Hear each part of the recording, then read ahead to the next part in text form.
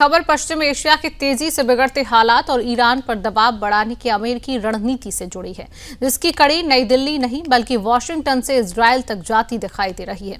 America अब संकेत दे रहा है कि ईरान को लेकर उसकी नीति केवल चेतावनियों तक सीमित नहीं रहने वाली है, बल्कि दोहरी सैन्य तैयारी के जरिए दबाव को निर्णायक स्तर तक ले जाया जा रहा है।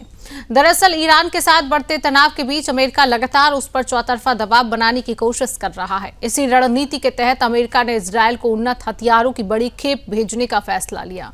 यह फैसला ऐसे समय पर लिया गया है जब ईरान के खिलाफ संभावित अमेरिकी सैन्य कार्रवाई को लेकर अंतर्राष्ट्रीय अटकलें अब तेज हो चुकी हैं। वास्तव में राष्ट्रपति डोनाल्ड ट्रंप के प्रशासन ने इजरायल को करीब 6.67 अरब डॉलर यानी लगभग 55,000 करोड़ रुपए के हथियार बेचने की मंजूरी दे दी है। इस पैकेज का सबसे अहम हिस्सा 30 अपाचे अटैक हेलीकॉप्टर है। ये हेलीकॉप्टर आधुनिक रॉकेट लॉन्चर, उन्नत टारगेटिंग सिस्टम और हाई प्रिसिजन हथियारों से लैस होंगे। केवल हेलीकॉप्टर और उनसे जुड़े हथियार सिस्टम की कीमत ही करीब 3.8 अरब डॉलर बताई जा रही है। दूसरी ओर ईरान भी अपने विकल्पों को खुलकर सामने रख रहा है। ईरान ने संकेत दिए हैं कि जरूरत पड़ने पर वह कतर में अमेरिकी ठिकानों और इजरायल पर मिसाइल व ड्रोन हमले कर सकता है, जैसा कि जून 2025 में किया गया था। रिपोर्ट्स के मुताबिक ईरान ने हाल ही में अपने ड्रोन वाहक पोत शाहिद बाघेरी को समुद्र में तैनात किया है, जो उसकी समुद्री सैन्य क्षमता को नई धार देता है। इसी बीच यूरोपियन यूनियन ने ईरान की रिवॉल्यूशनरी गार्ड को आतंकी संगठन घोषित कर दिया। यह फैसला ईरान के लिए कूटनीतिक झटका माना जा रहा है। वहीं अमेरिका ने मिडिल ईस्ट में अपनी सैन्य मौजूदगी और मजबूत कर दी है। अरब सागर और लाल सागर में विमान वाहक पोत USS अब्राहम लिंकन और USS थियोडोर रूजवेल्ट सहित कई मिसाइल विध्वंसक युद्धपोत तैनात हैं। साथ ही कतर, बहरीन, सऊदी अरब, इराक और जॉर्डन के सैन्य अड्डों से अमेरिकी वायुसेना की गतिविधियां तेज कर दी गई हैं। फिलहाल मिडिल ईस्ट में 30,000 से 40,000 अमेरिकी सैनिक तैनात हैं और करीब 6 नौसैनिक युद्धपोत, जिनमें 3 गाइडेड मिसाइल डिस्ट्रॉयर शामिल हैं, पूरी तरह ऑपरेशनल मोड में है। अमेरिका अब ईरान के परमाणु ठिकानों, सैन्य अड्डों और कमांड सेंटरों पर समुद्र और आसमान दोनों मोर्चों से हमले की स्थिति में है। अब सवाल यह है कि ईरान को लेकर अमेरिका की सख्त रणनीति और इजरायल को सैन्य रूप से मजबूत करने की यह पहल पश्चिम एशिया के संतुलन को स्थिरता की ओर ले जाएगी या एक नए युद्ध की ओर। पूरी दुनिया की नजरें इसी जवाब पर टिकी हुई है।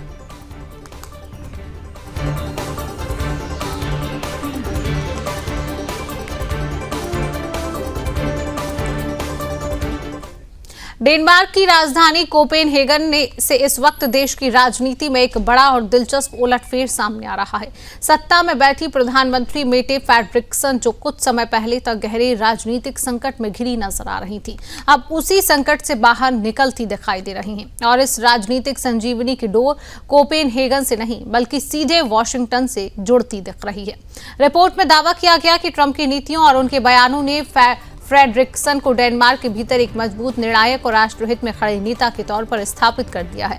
खास तौर पर ग्रीनलैंड को लेकर ट्रंप की धमकियों के बाद डेनमार्क की राजनीति में जो भूचाल आया, उसने फ्रेडरिक्सन की कमजोर पड़ती सियासत को नई दिशा दे दी।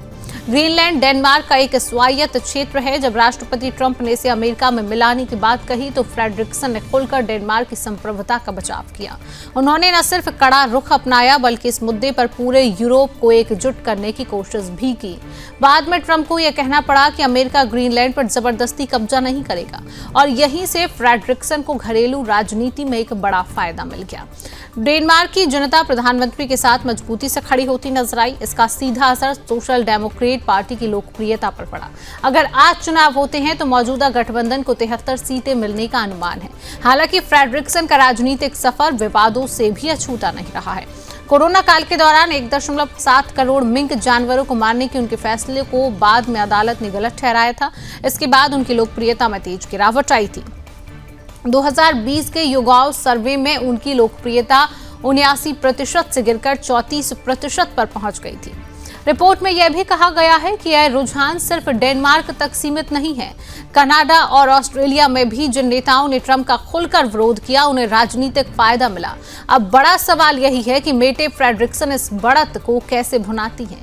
डेनमार्क के कानून के मुताबिक 1 नवंबर 2026 से पहले चुनाव कराना अनिवार्य है, लेकिन संकेत है कि फ्रेडरिक्सन समय से पहले चुनाव का दांव भी खेल सकती है और फिलहाल हालात पूरी तरह उनके पक्ष में नजर आ रही हैं।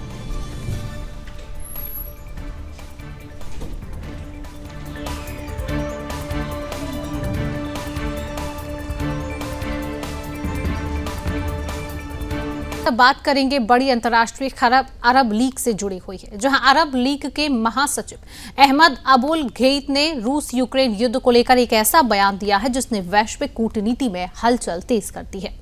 नई दिल्ली में आयोजित एक अंतर्राष्ट्रीय कार्यक्रम के दौरान अबुल घेइत ने साफ शब्दों में कहा है कि यूक्रेन में रूस को कोई भी हरा नहीं सकता। उनका यह बयान उस वक्त आया है जब अमेरिका, यूरोप और नाटो देशों की ओर से यूक्रेन को लगातार सैन्य और आर्थिक समर्थन दिया जा रहा है। दरअसल नई दिल्ली में Indian council of world affairs द्वारा आयोजित कार्यक्रम में अंतर्राष्ट्रीय स्थिरता और शक्ति संतुलन पर बोलते हुए अरब लीग प्रमुख ने मौजूदा वैश्विक हालात की गहराई से व्याख्या की है। उन्होंने कहा कि इतिहास इस बात का गवाह है कि शीत युद्ध के दौर में भी अमेरिका, रूस और चीन जैसी महाशक्तियों ने सीधे परमाणु टकराव से परहेज किया था, क्योंकि अगर ऐसा होता तो पूरी दुनिया तबाही की ओर बढ़ जाती। अबुल घेइत ने इसी ऐतिहासिक संदर्भ को मौजूदा रूस यूक्रेन युद्ध से जोड़ते हुए कहा कि मॉस्को अपनी सामरिक और सैन्य स्थिति को लगातार मजबूत कर रहा है। उनका स्पष्ट कहना था कि रूस अपनी क्षमता का निर्माण कर रहा है और भौगोलिक, सैन्य और रणनीतिक दृष्टि से यूक्रेन में उसे हराना संभव नहीं है। अरब लीग प्रमुख के इस बयान को पश्चिमी देशों के लिए कड़वी सच्चाई के रूप में देखा जा रहा है। अरब लीग महासचिव ने अपने बयान में यह भी कहा है कि अफगानिस्तान जैसे देशों में रूस को चुनौती दी जा सकती है, क्योंकि वह क्षेत्र मॉस्को से हजारों मील दूर है, लेकिन यूक्रेन रूस की सीमा के बेहद करीब है। ऐसे में रूस अपनी पूरी ताकत झोंक सकता है और यही कारण है कि इस युद्ध का परिणाम किसी एक तरफा जीत में बदलता हुआ नहीं दिख रहा है। इस पूरे घटनाक्रम के बीच अमेरिकी राष्ट्रपति डोनाल्ड ट्रंप के प्रयास भी चर्चा में है। ट्रंप लगातार दावा कर रहे हैं कि रूस और यूक्रेन के बीच युद्ध को समाप्त करने की दिशा में बातचीत अब निर्णायक मोड़ पर पहुंच चुकी है। ट्रंप प्रशासन दोनों देशों के बीच सुलह कराने की कोशिशों में जुटा हुआ है ताकि लंबे समय से चल रहे संघर्ष को रोका जा सके। अबुल घेइत ने अपने बयान में अमेरिका की वैश्विक रणनीति पर भी इशारों में सवाल उठाए। उन्होंने कहा कि मौजूदा हालात में अमेरिका रूस को चीन से अलग करने की कोशिश कर रहा है ताकि वैश्विक शक्ति संतुलन को अपने पक्ष में मोड़ा जा सके, लेकिन यह रणनीति कितनी सफल होगी यह आने वाला समय बताएगा। इतिहास का जिक्र करते हुए अरब लीग प्रमुख ने 1990 के दशक की ओर भी ध्यान दिलाया है। उन्होंने कहा कि सोवियत संघ के विघटन के बाद रूस तत्कालीन राष्ट्रपति बोरिस एल्त्सिन के नेतृत्व में नाटो के साथ नजदीकी रिश्ते चाहता था। यहां तक कि 1993-94 के दौरान नाटो में शामिल होने की संभावनाएं भी तलाशी गई थी। हालांकि बाद में नाटो के पूर्व की ओर विस्तार ने रूस की चिंताओं को बढ़ा दिया। एल्त्सिन ने तत्कालीन अमेरिकी राष्ट्रपति बिल क्लिंटन के सामने यह आशंका भी जताई थी कि नाटो का विस्तार शीत युद्ध के बाद बने समझौतों की भावना के खिलाफ है। इसके बावजूद रूस ने शुरुआत में खुला विरोध नहीं किया और संवाद के रास्ते को प्राथमिकता दी। आज वही ऐतिहासिक पृष्ठभूमि रूस यूक्रेन युद्ध में साफ दिखाई दे रही है, जहां एक तरफ पश्चिमी देश यूक्रेन के समर्थन में खड़े हैं तो दूसरी तरफ रूस अपने राष्ट्रीय हितों और सुरक्षा चिंताओं को सर्वोपरि बता रहा है। अरब लीग प्रमुख का यह बयान इसी जटिल वैश्विक शक्ति संतुलन को उजागर करता है।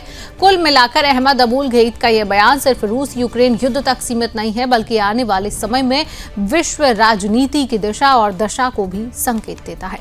नई दिल्ली से उठी यह आवाज अब वैश्विक मंच पर गूंज रही है।